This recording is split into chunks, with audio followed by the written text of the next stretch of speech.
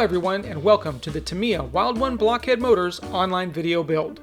Since there's not a lot going on with this car, the entire build should be quite short. However, there will be some good information in this video to help you with your build. Before we get started, let's go over a few tools you'll need to complete this build. Starting off, you're going to need a 1.5mm wrench. You can use either the provided L wrench or something similar, like our MIP tool. You'll also need a small Phillips screwdriver, a screwdriver compatible with Tamiya GIS screws, like this ratcheting one, and a hobby knife with a sharp blade.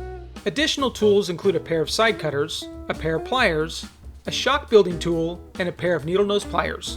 Other helpful tools will be a pair of scissors, a shock building stand, CA glue, calipers, the included Tamiya 4-way wrench, a parts tray, and some towels for cleaning up any messes. This is also a great time to take a look at the instruction manual. This will give you an idea of the build sequence, as well as any odd steps that might come up during the build process. The electronics package for the Wild One is nothing crazy. We'll be using the included Mabuchi 540 motor, as well as the new THW 1060 RTR brushed ESC. This Hobby Wing ESC will be added to certain Tamiya vehicles, and we're super excited to try it. To handle the steering duties, we're going with the Futaba S3050 Servo. With just over 90 ounces of torque, this servo should have more than enough power to manage the steering. For control, we'll be rocking our fantastic Futaba 3PV transmitter, a radio system with more than enough features to tame the Wild One. And the final piece of the puzzle is a full ball bearing kit from Fast Eddie Bearings. Fast Eddie has an enormous catalog of bearing kits for every vehicle out there. Give them a look if you need to purchase or replace your bearing sets. Okay, let's get to the build. The first step Tamiya has us doing is applying the decals to the side of the chassis. Since there's very little room for overlap, you'll want to cut the decals as close as possible.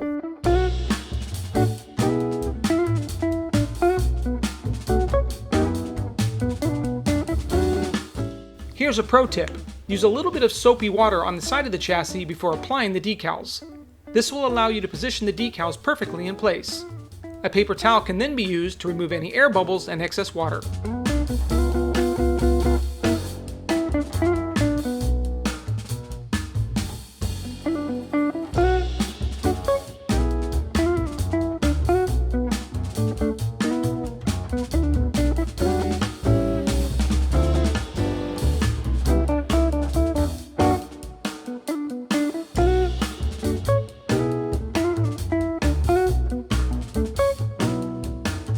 The next step is to cut out the lenses for the 4 light pods. Pay close attention to the design of the lights. They have 2 rounded sides and 2 flat sides.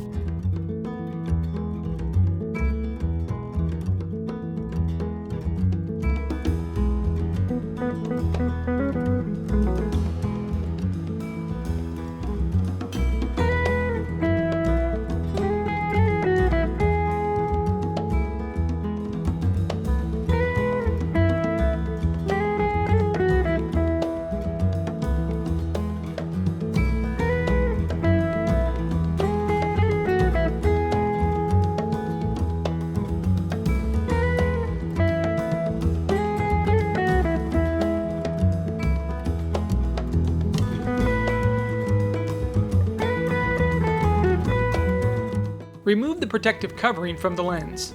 It will be on the inside of the lens.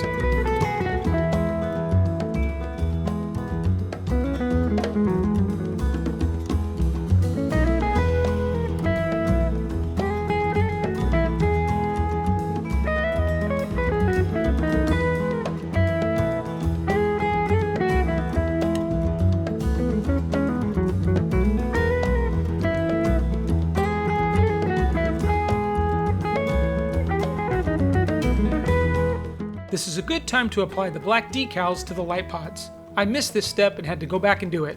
Don't be me.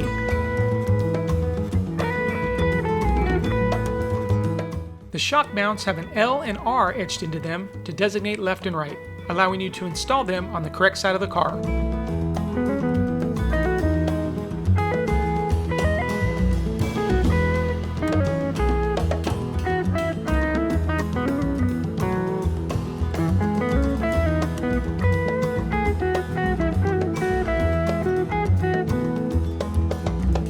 Don't over-tighten these screws, just snug them up enough until the light pod doesn't swivel on its own.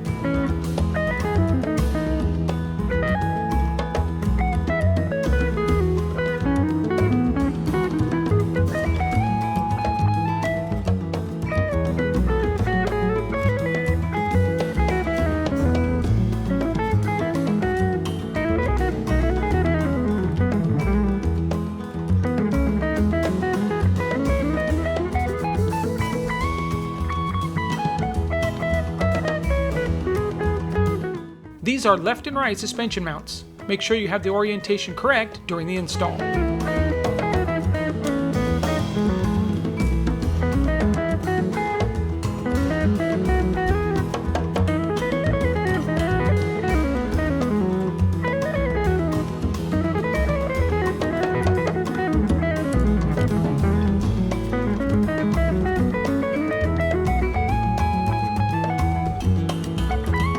Do not fully tighten any of these screws down just yet.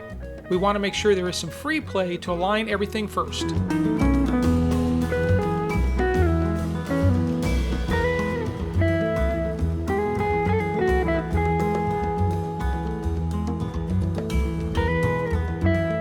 Once these 3 screws are in, you can tighten everything down and continue on.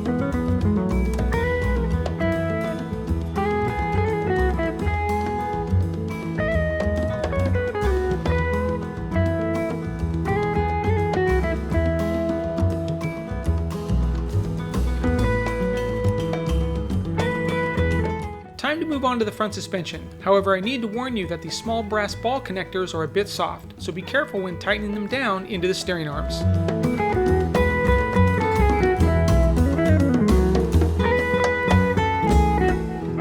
Ugh, see what I mean? Unfortunately, I didn't have any spares lying around, so we're moving on with the build. Thankfully, I was able to get a replacement a short time later. Just be careful when threading these in.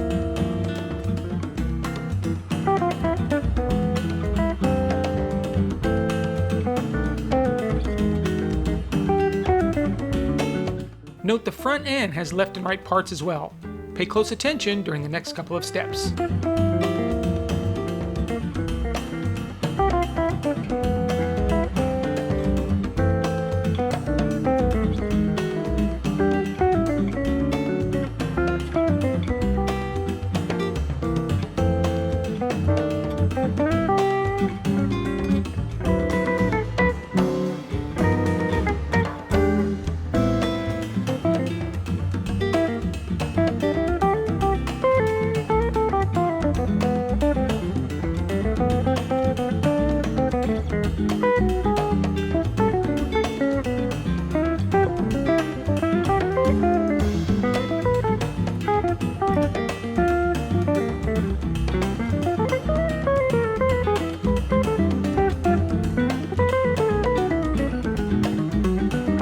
Before building the shocks, we need to disassemble the body parts.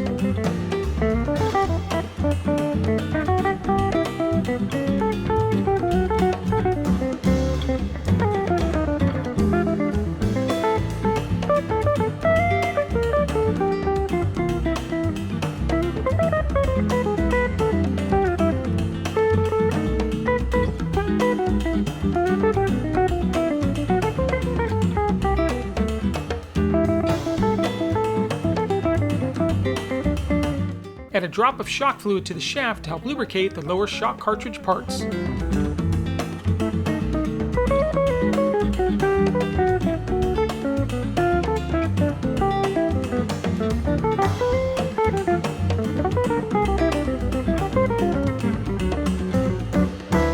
Fill the shock to the top with fluid and plunge the shaft a few times to release any air bubbles from under the piston.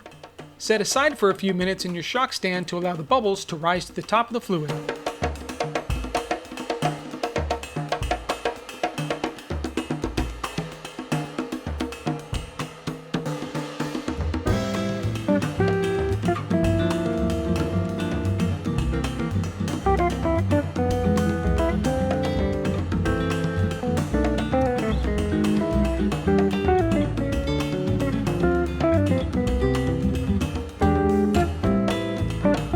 Fill the the shock to the top with fluid if necessary, then take the shock bladder and roll it onto the top of the shock, displacing any excess fluid. Screw the cap on a few threads. While compressing the shock, tighten the cap all the way down.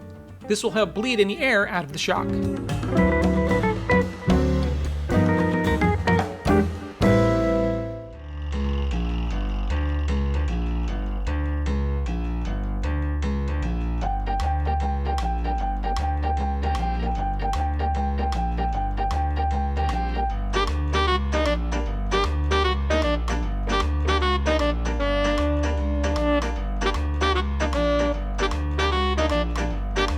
I found the easiest way to install the shock bushing was to feed it in a little, then use your 1.5mm wrench to help guide the bushing in place.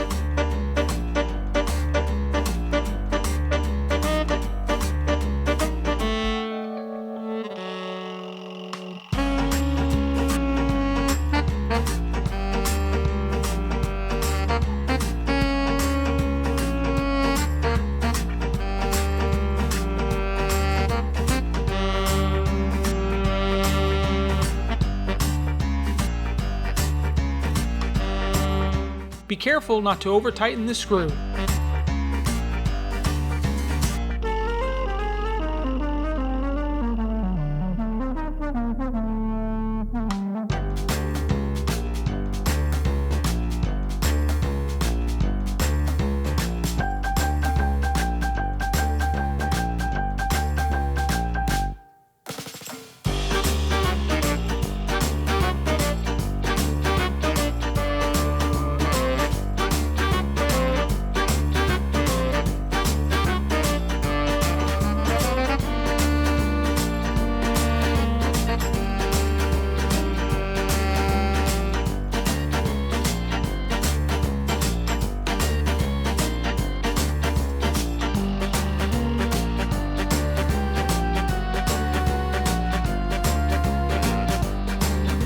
And there you have it, part 1 of the Tamiya Wild One Blockhead Motors Buggy complete. Pretty easy, right? If you found this video helpful, please give it a like, and don't forget to subscribe and hit that bell icon to be notified of future videos in this series. Thanks for watching, and we'll see you in the next video.